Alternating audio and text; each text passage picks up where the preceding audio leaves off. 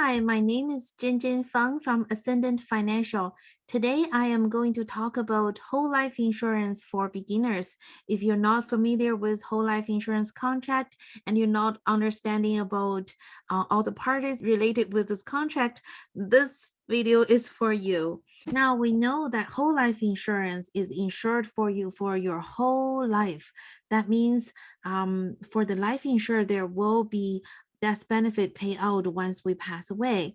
There will be a life insured when you have a policy in place, and there will be a beneficiary, but also there is a policy owner of this whole life insurance policy. So today I am going to use my own family as example and tell you a little bit in a detail. Like I mentioned, for whole life insurance, when you apply for insurance, it goes with the life insured.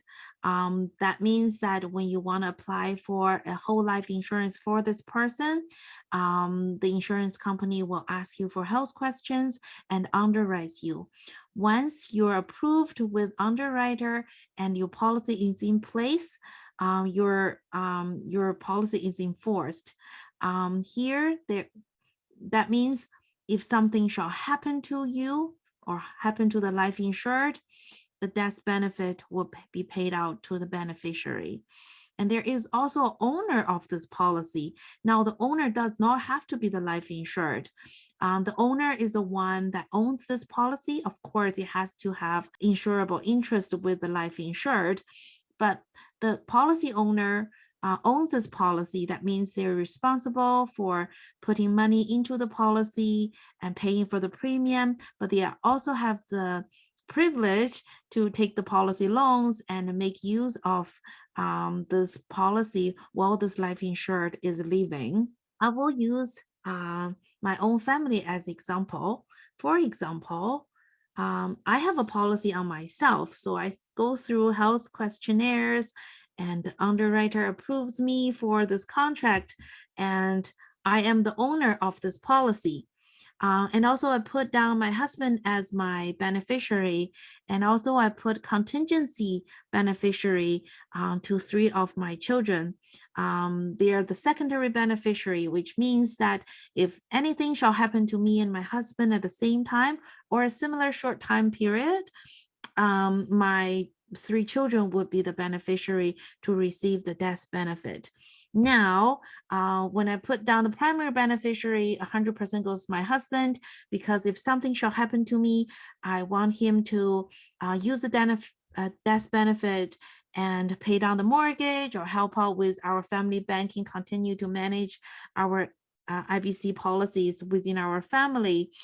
However, if something shall happen to my husband as well, one of my children would get 34%, just because we can't have an equal number for all 3 children. So 2 of them will get 33% and 1 of them will get 34%.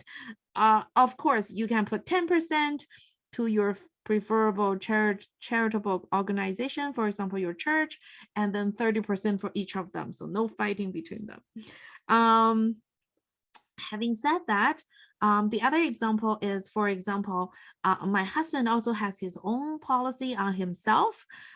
Just because I'm the one that managing our infinite banking within our family. I'm the one managing the family bankings within our family. So he's very happy to change the ownership to me, so that it's easier for me to manage our family banking system. Then I can put in premiums for him, and also I'm the one that take responsibilities and also taking policy loans from this policy that he is life insured. Just like a lot of investors are saying that, don't put all your eggs in one basket. We also diversify our family banking between all our family members.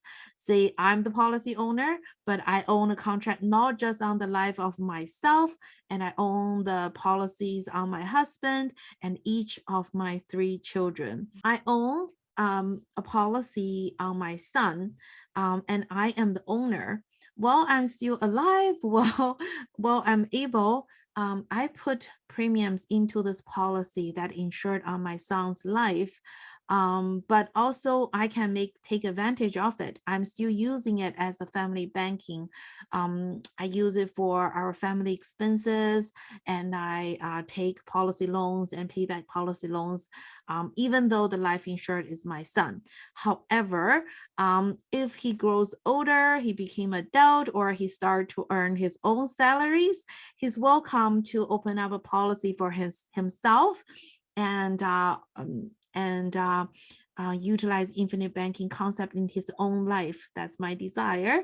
However, if at any point I feel like, I want to pass down this policy, I want to change it to my son, I could change the owner and put him as the policy owner.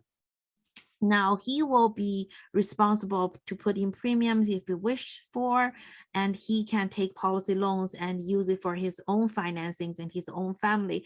Of course, he could also change the beneficiary into his loved ones to protect his own families. Hopefully this video is useful for you to understand whole life insurance and the life insured, the policy owner, as well as the beneficiary, and how could you use it within your own family banking. If you have any questions or comments, you're welcome to put them down, and also check out our other videos as well. Thank you for watching.